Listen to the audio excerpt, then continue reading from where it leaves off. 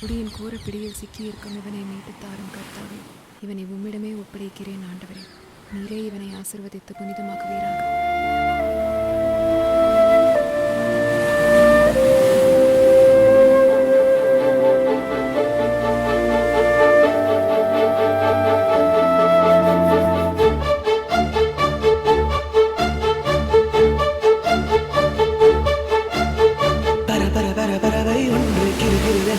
சற்று உன் காலில் வீழ்ந்தது பெண்ணை ஜெபிக்கவா?